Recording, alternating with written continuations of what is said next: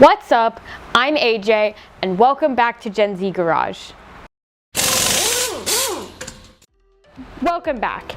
In our previous video, we removed the engine from the subframe and we attached it to the engine stand. In today's video, we're going to be taking apart the engine so we can take it to the machine shop to get it repaired. I'm going to be taking pictures of each part we remove and where it goes so we know how to put it back together when we're done. Let's get started. I'm going to start by removing the valve cover. It's not necessary to remove this first, as you could just as easily remove the accessories first. However, I'm interested in seeing the condition of the motor sooner than later. The valve cover is held in place by 7 bolts, and it is often considered the primary source of oil leaks in an Iron Duke. The gasket is made of cork and often fails due to too much compression or too little tension. I'll be replacing the cork gasket with a newer neoprene gasket when I rebuild the motor. With the valve cover removed, I get a full whiff of a freshly disassembled crankcase and all that goes with it.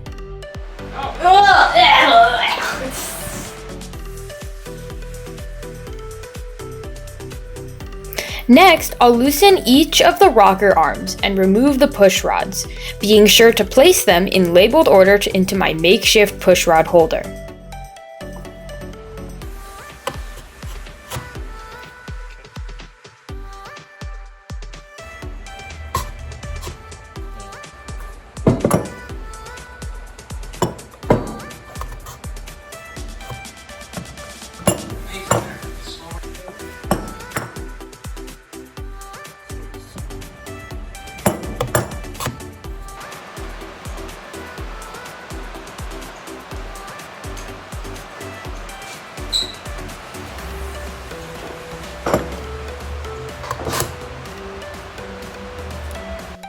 Next, I'll be removing the engine accessories, starting with the AC compressor. Most of the bolts come out with persuasion, but some just break off.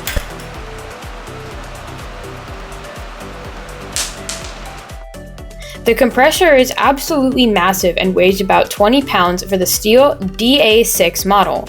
This was eventually replaced with an aluminum version of the DA6 for the 1986 model year, which weighed only 14 pounds. The DA6 model was used in all 84 and 85 model years, and most of the 1986 model year. Unlike the DA6, which cycles on and off using a pressure switch with fixed displacement, the new V5 uses variable displacement. A later year 1986 ECM and harness will be required to make it work. I'll provide much more information on this when I perform the swap myself. I continue to work my way around the AC compressor, removing each of the bolts. Unfortunately, for the few that didn't snap off, they were still much harder to get off. The compressor is held in place with multiple bolts affixed to 2 different brackets overall. Eventually, I'm able to unbolt it from the engine.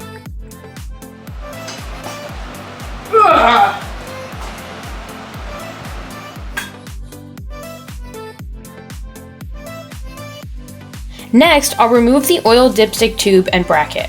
Although this is in good shape, I have a brand new one that came with the 2.5 Iron Duke maintenance kit. Next, I'll remove the 2 brackets that hold the compressor to the engine.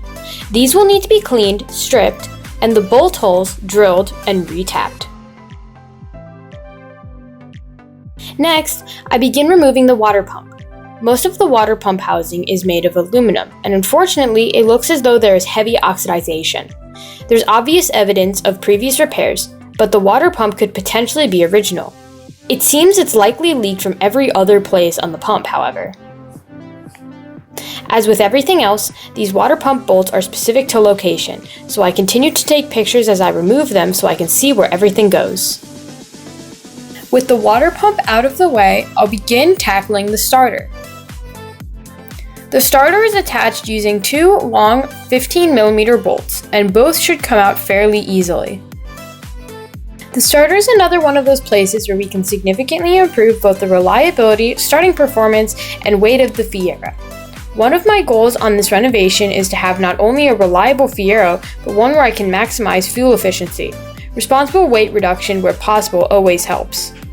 The original and OEM replacement starters, which are identical through all 5 years of production and both motors, weigh in at just under a whopping 14 pounds.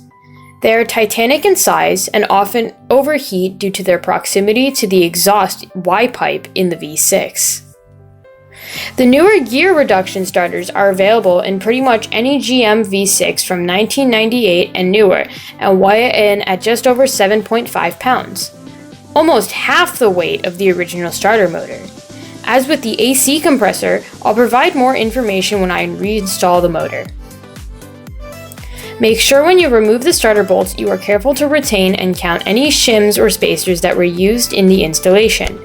In my case, there don't appear to be any shims, however, I suspect it did have one, but it was probably lost before I got the car. With the starter removed, we now focus our attention on the intake side of the engine. I'll remove what's left of the alternator brackets. Once again, this is yet another area where we can improve the Fiero's reliability, performance, and efficiency. All 1984 to 1986 4-cylinder Fieros and all 85 to 87 6-cylinder Fieros use the older original style SI model of the alternator. This alternator weighed in at 12.5 pounds and generally was only available in either 72 or 94 amp configurations. The newer CS model of the alternator was made available in 1987 for only the 4-cylinder Fiero and all 1988 Fieros. This new alternator generated 105 amps with less load on the engine and weighed in at only 10.5 pounds, a full 2 pounds less than the original alternator. The only thing required to use this new alternator is an adapter bracket offered by Rodney Dickman. You can also directly splice in a new connector to your existing harness. For 84 to 86 4-cylinder owners like me, will want to reuse the pulley from our old alternator. With the alternator bracket removed, we can now remove the lower engine bracket, which supports the front of the engine on the engine cradle. This is bolted in on both sides and loops under the front of the motor. Next, I remove the oil pressure sensor using my favorite tool in the garage. Unfortunately, it doesn't fit. No! Instead, I'll use a pair of pliers. This isn't normally how you'd remove this sensor. There's a smaller area to use a box wrench on, but I intend to replace this sensor anyway. I loosen it with the pliers and then unscrew the rest by hand. Bro is crusty dusty. Next, I remove the distributor.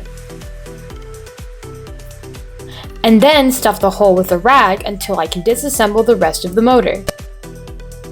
And then the oil filter. Delicious. Now we tackle the cylinder head. I start off with a breaker bar to break the bolts loose, and then use my impact gun to remove the rest. All of the bolts came out fairly easily, except for the bolt closest to the exhaust manifold. This one snapped off, likely because of exposure to rain and the elements pouring down the backside of the motor through the engine deck lid. I finally find a use for my favorite garage tool, and I use it to pop the cylinder head free from the top of the engine. I try my best to lift the cylinder head, but it's a little too heavy for me to handle, and my dad helps me out.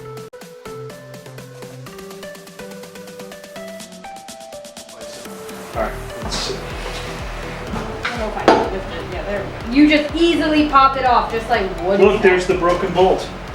The cylinder head is in good repair, and none of the valves appear to be burned, except for this one, which is starting to burn, but we caught it in time.